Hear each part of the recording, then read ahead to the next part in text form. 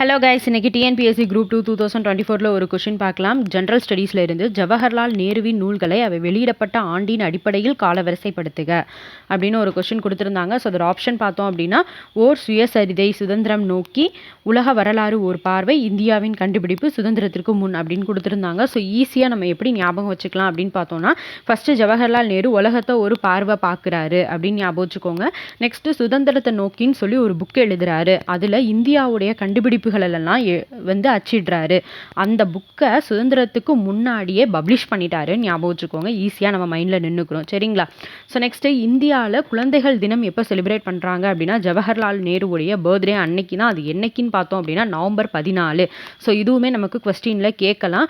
Next என்ன question கேட்கலான்னு பார்த்தோம்னா, உலக சர்வதேச குழந்தைகள் தினம் என்னைக்குன்னு கேட்கலாம். அது வந்து நவம்பர் 20. சரிங்களா? இது ரெண்டுமே நம்ம குழப்பறமான கொஸ்டினாக கேட்கலாம். சரிங்களா? தேங்க்யூ.